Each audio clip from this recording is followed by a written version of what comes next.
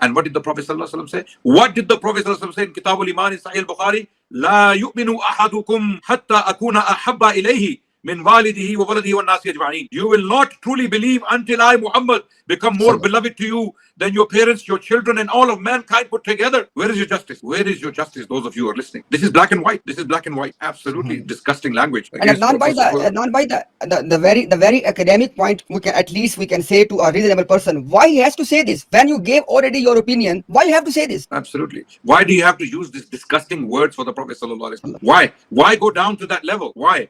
And there are many examples like that from Mirza's right. He gives disgusting examples using disgusting language. Okay, I mean we have so many examples. We can go on. We can do a separate stream. Mirza's tamsil, Mirza ki misalein dena. Mirza, you know, his actually his examples, the language he uses are so bad. It's so evil. It's unbelievable.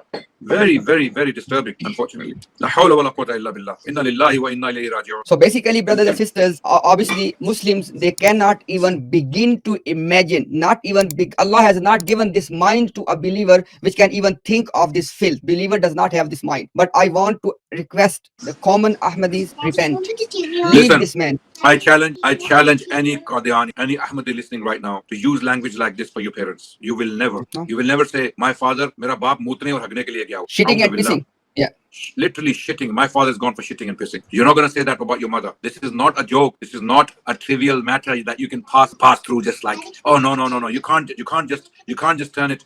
You can't just say, oh, this is nothing. This is not a major. No, this is a major point of disrespect against the Messenger of Allah sallallahu alaihi wasallam. Mirza's insult against the Prophet sallallahu alaihi wasallam. Today, if in a masjid you spoke like this about the Prophet, if in a masjid you spoke like this in the Prophet, you can only imagine. Astaghfirullah wa natubu ilayk. So inshallah, I continue, brother. I'll finish very quickly. So far, let me bring us back into the presentation. So far, Mirza Ghulam Qadiani has said three things. Number one, that the Mi'raj of Rasulullah sallallahu alaihi wasallam, if somebody says it was a dream, this is a wrong belief. If somebody says it was actually literal event, it was a wrong belief as well. Then Mirza said that the right belief is that Mi'raj happened in a kashf. And kashf is like a state between sleep and awake, which means, i.e., not something literally happening, just this kind of vision. Right now, let's inshallah see that who Mirza was saying that your belief is wrong. Ruhani Khazain, volume 3, page 247. Listen very carefully, everyone. A Hazrat ke Rafa Jismi ke bare mein, yani इस बारे में कि वो जिस्म के समेत शबे मेराज में आसमान की तरफ उठाए गए थे. Listen carefully. तकरीबन तमाम सहाबा का यही एतकाद था. अल्लाह हू Akbar. Mirza is saying that Prophet sallallahu alaihi wasallam went for Mi'raj with his body to the skies. He says almost all companions have this same aqidah, this same belief. And remember, he said earlier, what did he say? Let me show you one more time. He said that if somebody believes that Prophet sallallahu alaihi wasallam went on Mi'raj with this body, their aqidah is wrong. And now he's telling you that this was the aqidah of almost all the companions. Okay, let me show you the word ijma. Ruhani Khazain, volume number 3, page number 248. ए मुनसिफो, ए हक के तालिबो, ए खूब गौर करो. Mirza says, O people of justice, O people who are seeking the truth, why don't you reflect about what? Listen carefully.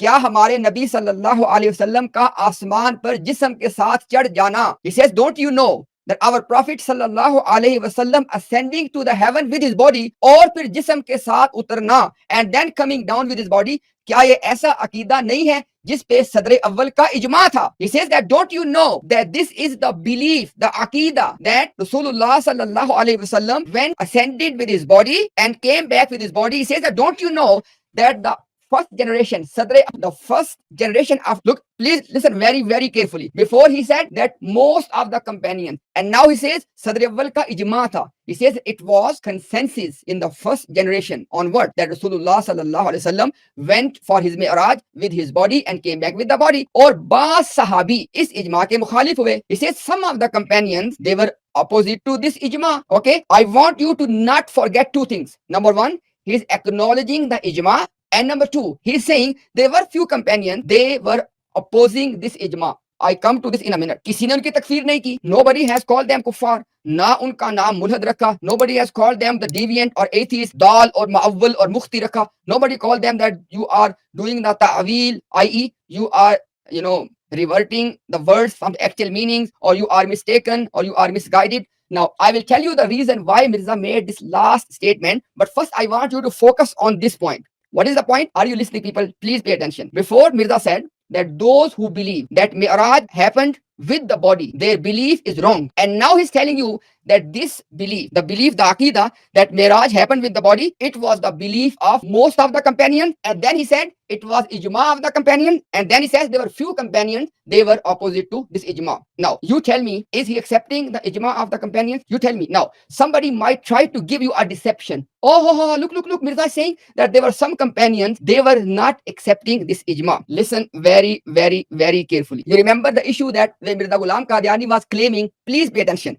When Mirza Ghulam Qadiani was claiming that it is ijma of the Sahaba on the death of Rasulullah that Isa has passed away, right? And at the same time, listen very carefully, at the same time, Mirza Ghulam Qadiani said, but there were few companions like Abu Huraira, like Umar, they were saying something different. And that's the reason, let me show you something, because it has to be shown, because I don't want anybody to deceive you. Inshallah, with Allah's tawfiq, I will do this job for you.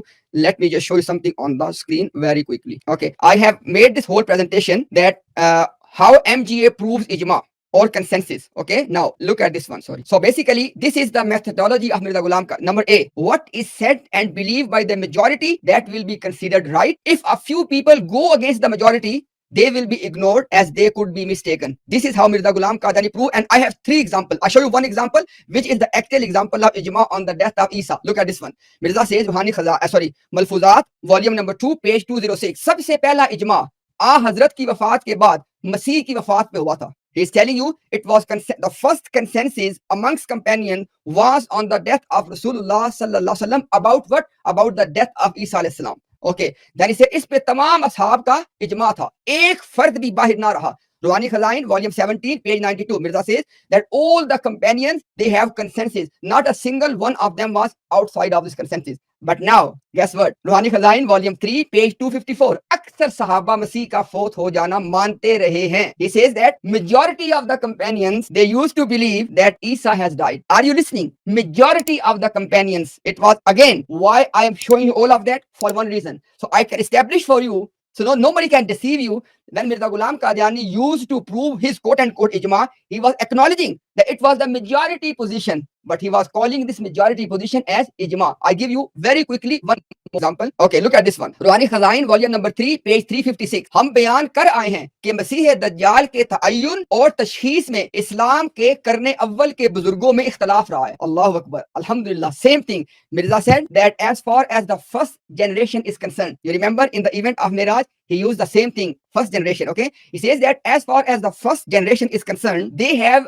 disagreement upon who is Dajjal, about the identity of Dajjal. And then he says, Ba Sahaba, listen very carefully, Ba Sahaba qat'i और यकीनी तौर पे इब्ने सय्याद को मसीह दज्जाल समझ बैठे थे. He says that some of the companion, they used to say that Ibn Sayyad, this was one guy in Medina, that he is the Dajjal, right? And now listen the next point. Ruhani Khazain, volume 3, page 211. Sahaba का इस बात पे इजमा हो गया था कि इब्न सयाद ही दज्जाल माहूद है. He says that companions have consensus, ijma on this one, the Ibn Sayyad is the Antichrist or Dajjal. So listen why I am giving you and showing this example, so you can understand. This was the methodology of Mirza Ghulam Qadiani to claim ijma. What was that? He would say that majority of the Sahaba, in this case, are you listening, guys? In this case, he's saying that it was the baz. It was not even majority. In the case of the identity of Antichrist, it was not even a majority position. But still, Mirza, what did Mirza say? Sahaba ka ijma ho gaya tha. What I'm trying to say is, and the reason for showing you all of this is, so nobody can deceive you that, oh, Mirza was saying that there were some companion who opposed this one. Adnan bhai, is my case clear? Very clear. For anyone with 2 brain cells, it's very, very clear. Okay. And if it's not clear, let the Qadianis come in and challenge us. No problem. Yeah. We're here. And now they keep saying we are quoting him out of context. Yeah. Then come and tell us the context. Yeah. Come and tell us the context. Yeah, you remember Nan bhai that I said before that there was a very specific reason that why Mirza Ghulam Qadiani denied the ijma on Mi'raj. This was very important. Let me show people that why he played this game. Okay, now look at this one, people.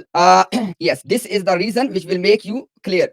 Ruhani Khazain, volume number 3, page number 248. फिर ये भी देखना चाहिए कि हमारे नबी सल्लल्लाहु अलैहि वसल्लम का जिस्मानी मेराज का मसला बिल्कुल मसीह के जिस्मानी तौर पे आसमान पे चढ़ने और आसमान से उतरने का हम शक्ल है. He says that people need to understand and remember that our Prophet sallallahu alaihi wasallam going and ascending to heaven with his body and then coming back with his body is like the issue of Isa alayhi salam ascending and coming back with his body. He says that these two things are similar to each other. Now you can understand the problem with Mirza, and this is something, if you understand this, inshallah, it will solve many puzzles for you. There was one usul. Mirza Ghulam Qadiani said, if something has a what you call the precedent, if something has a nazir, in Urdu they call nazir, like Benazir, okay, nazir or precedent, then this thing can be established, which means if something can be shown to happen once, then it can happen second time as well.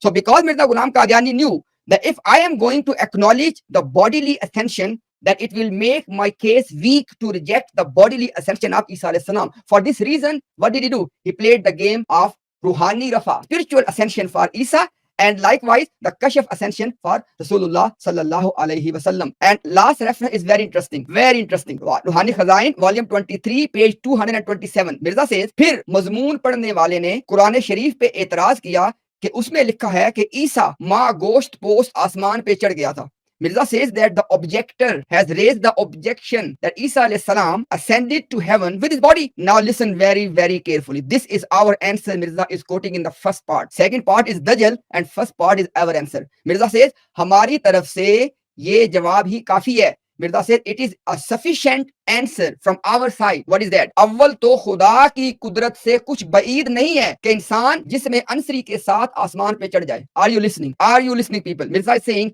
it is not beyond the kudra. It is not beyond the capacity of Allah subhanahu wa ta'ala that he can take a person with his body to heaven. And that is exactly what we are saying. And then in the next part, he is saying what he believed. He said, "Ma siwa iske ye khayal galat hai कि गोया ईसा आसमान पे चढ़ गया." Obviously, this was the belief of Mirza Ghulam Qadiani, but don't forget the first part. He said that हमारी तरफ से ये जवाब काफी है. He said this is a sufficient answer from our side that Allah subhanahu wa ta'ala has the kudra, has the capacity to take somebody with his body to the heaven. And that's exactly what we are saying. And lastly, subhanallah, as you all know, Mirza Ghulam Qadiani wanted to please everyone, right? So with regard to Guru Nanak, there was a clock, or in Urdu they call the chola, or the Punjabi called chola or clock, okay?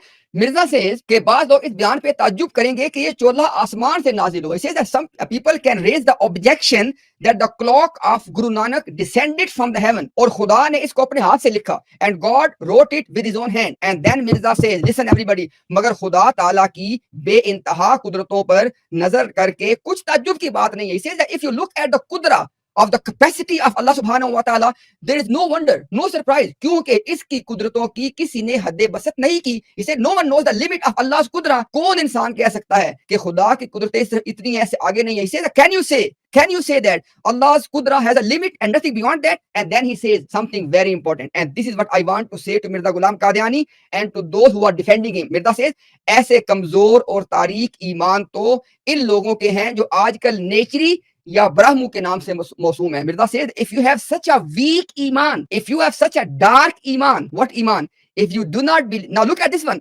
Mirza Ghulam Qadiani is fighting a case. He's fighting a case for what? That the clock of Guru Nanak came from the sky and Allah wrote with his hand. Even though historically no proof at all, right? But Mirza Ghulam Qadiani is fighting that case. For subhanallah. You know why Imtiaz bhai, why that may be the case? Because Mirza Ghulam Ahmad Qadiani was in Qadian, Zila Gurdaspur, okay? Gurdaspur was Sikh territory, okay? This was all Sikh territory, and Mirza Ghulam Ahmad Qadiani and his little community was surrounded by the Sikh majority, and he was clearly trying to appease the Sikh community. He was clearly trying to appease the Sikh community. This is all it is. There's nothing else to it. That's why. Exactly. Jazakallah khair, bhai. The whole case was, we are being told by the Qadianis that look at this one. It was consensus of the Sahaba. Sahaba have the ijma that Isa has died. We have proved that Mirza Ghulam Qadiani does not believe in ijma of Sahaba if it goes against Mirza Ghulam Qadiani's position. For example, this was example of Mi'raj. Mirza Ghulam Qadiani is admitting that ijma of Sahaba was that Mi'raj of Rasulullah was with the body, okay? But he said, what did he say? He said it is a wrong belief. So subhanallah, look at the Mirza's double standards. When it comes to those ijma of Sahaba which goes against him, then he will say it was wrong. And when he wants to make a false claim of Ijma of Sahaba on the death of Isa, then he says, oh, how can you deny the Ijma of Sahaba? So this was the point I wanted to highlight. May Allah subhanahu wa ta'ala open the hearts and minds of these people